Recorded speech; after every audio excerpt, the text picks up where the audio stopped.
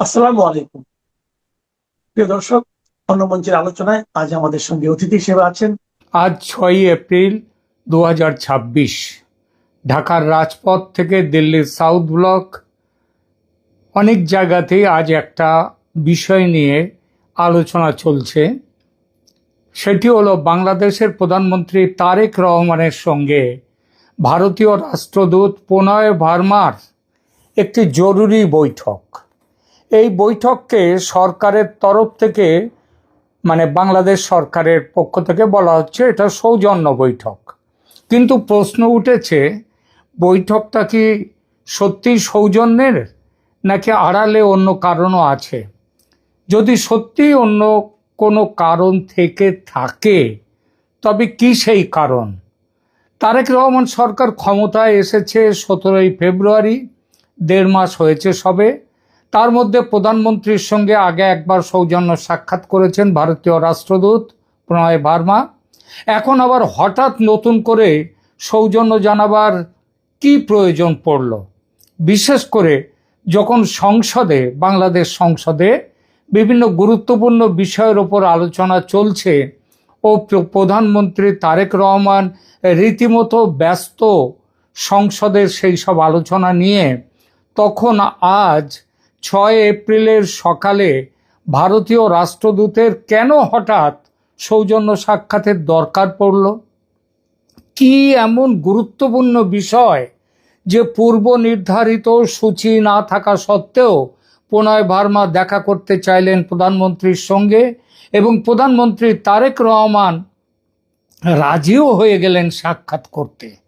যুগান্তর বাংলাদেশের পেপার জানাচ্ছে, সাক্ষাতের পর বাংলাদেশ প্রধানমন্ত্রীর পররাষ্ট্র বিষয়ক উপদেষ্টা হুমায়ুন কবির তিনি অপেক্ষমান সাংবাদিকদের বলেছেন, ভারতের সঙ্গে শেখ হাসিনার আমলে যে সম্পর্ক ছিল সেই অধ্যায় শেষ। প্রশ্ন উঠতে পারে,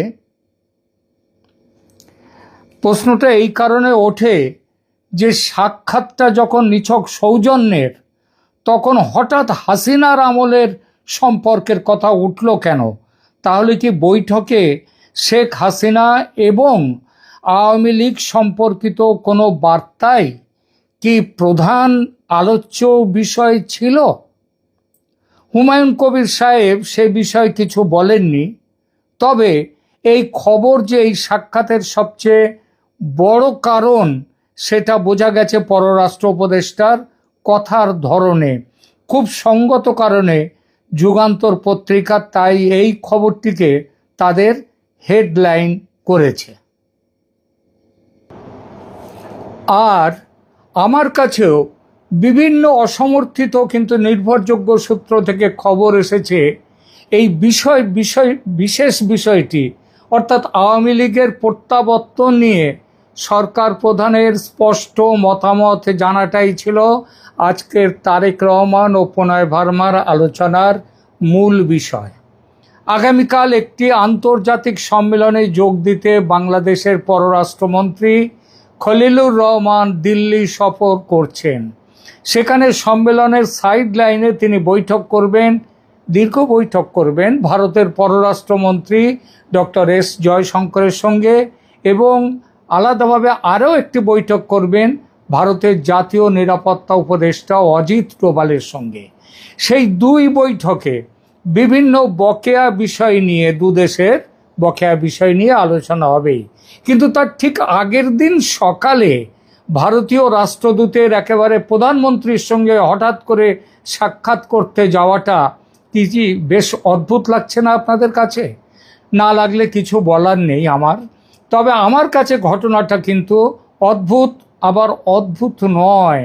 এর পেছনের কারণটা যখন মনে পড়ল, দিল্লি থেকে বিভিন্ন সূত্র থেকে যেসব খবর আসছে তার ভিত্তিতে বলতে বাধ্য যে এই দেখা করাটা আদৌ সৌজন্য জ্ঞাপনের তাগিদে নয়।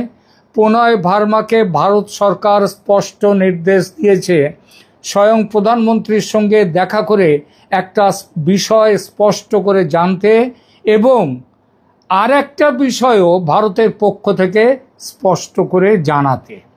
প্রথমে বলি, ভারত কোন বিষয়টা স্পষ্ট করে জানতে চেয়েছে প্রধানমন্ত্রী তারেক রহমানের কাছ থেকে। বিষয়টি আওয়ামী লীগ নিষিদ্ধকরণ সম্পর্কিত ইউনূস আমলের অধ্যাদেশটিকে বর্তমান সরকার আইনে রূপান্তরিত করে আওয়ামী লীগের নির্বাসনকে দীর্ঘস্থায়ী করার সিদ্ধান্ত নিয়েছে কিনা, এই বিষয়টি খোদ প্রধানমন্ত্রীর কাছ থেকে শুনে নেওয়া এবং জেনে নেওয়া, সেই জানাটা ভারত সরকারকে আবার জানিয়ে দেয়া। আর দ্বিতীয় কাজটি ছিল প্রণয় বার্মার, যে প্রধানমন্ত্রী তারেক রহমানকে জানানো যে আওয়ামী লীগের বিষয়ে বাংলাদেশ সরকার যে সিদ্ধান্ত গ্রহণ করবে তার ওপর নির্ভর করবে বাংলাদেশের সঙ্গে সম্পর্ক স্বাভাবিক ও উন্নত করার বিষয়টি। যদি আওয়ামী লীগের বিষয়ে বাংলাদেশ সরকার ইতিবাচক পদক্ষেপ নেয়, ভারত খুশি হবে। কেননা প্রথম থেকেই বাংলাদেশে অন্তর্ভুক্তিমূলক রাজনীতির কথা বলে আসছে ভারত। নির্বাচনের আগে ভারত বলেছিল আওয়ামী লীগকে নির্বাচনে অংশগ্রহণের সুযোগ দিতে। ভারতের অনুরোধ মান্যতা পায়নি ইউনূস সরকারের কাছে। এরপর নির্বাচন হয়ে যাওয়ার পর ভারত সরকার বারবার চেয়েছে নির্বাচন উত্তর দেশে ইনক্লুসিভ রাজনীতির পত্তন হোক। সেটা হলে গণতন্ত্রের বিকাশ যেমন সম্ভব, তেমনি দেশে মৌলবাদী চিন্তাধারার বিপরীতে সেকুলার আদর্শর তার যে প্রচার সেটা শক্তপোক্ত হবে।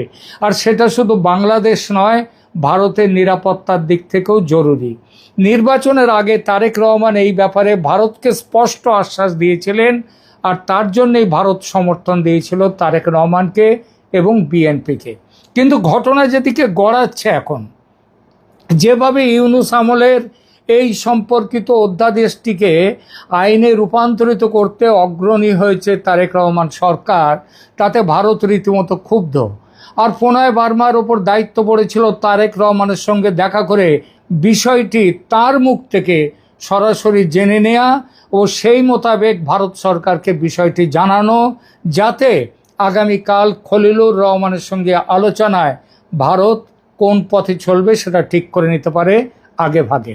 এর ওপর ভিত্তি করে আগামীতে খলিলুর রহমানের সঙ্গে বৈঠকে ভারত ঠিক করবে বাংলাদেশের সঙ্গে সম্পর্ক এগিয়ে নিয়ে যাবে, নাকি এখানে পূর্ণচ্ছেদ টানবে, নাকি কমা সেমিকোলন দেবে। তারেক রহমানের সঙ্গে বৈঠকে কি কথা প্রণয় বার্মা জেনেছেন ও ভারত সরকারকে জানিয়েছেন, সেই সংবাদ এই মুহূর্তে আমার কাছে নেই, তবে পাবো। ওই যে পররাষ্ট্র উপদেষ্টার সাংবাদিক সম্মেলনে বলা কথা, ভারতের সঙ্গে শেখ হাসিনার আমলে যে সম্পর্ক ছিল সেই অধ্যায় শেষ।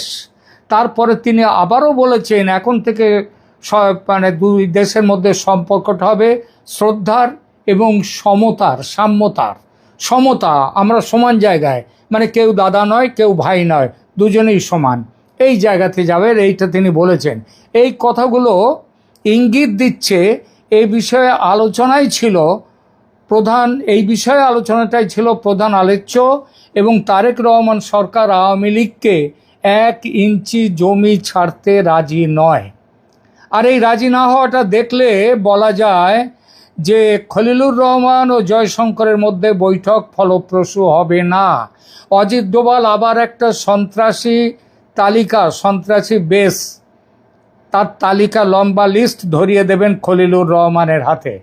আজকের রাষ্ট্রদূত ও প্রধানমন্ত্রীর সৌজন্য সাক্ষাৎটা আগামীকাল খলিলুর রহমান যে দুটো হাই প্রোফাইল বৈঠক করবেন তার বেসলাইন হবে। এস জয়শঙ্কর ভারতের পররাষ্ট্রমন্ত্রী কূটনীতির সেই ঝানু খেলোয়াড়, যিনি স্বার্থের প্রশ্নে আপোষহীন। তিনি চাইবেন বাংলাদেশের নতুন সরকারের কাছ থেকে সুনির্দিষ্ট প্রতিশ্রুতি। আর অজিত ডোভাল, তার নজর থাকবে নিরাপত্তা ও কৌশলগত দিকে। উত্তর পূর্ব ভারতের বিচ্ছিন্নতাবাদীদের দমনে বাংলাদেশের মাটিকে যেন ব্যবহার করতে না দেওয়া হয়, সেটাই হবে তার প্রধান লক্ষ্য।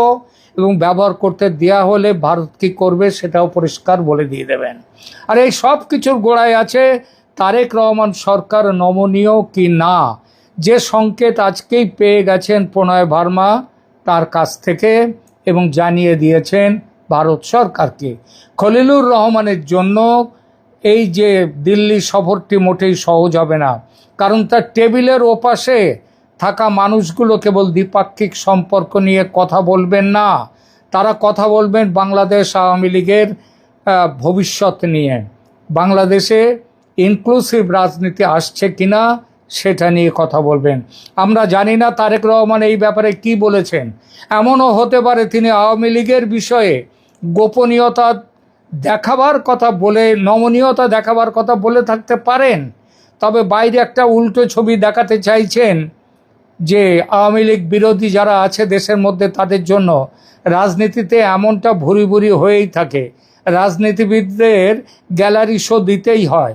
তবে যেটাই করে থাকুন তারেক রহমান আজ, সেটাই সত্যি, যেটা সেটা আজ না হোক কাল ঠিক বেরিয়ে পড়বেই, চেপে রাখা যাবে না। এখনকার মতো এখানেই রাখছি, ধন্যবাদ।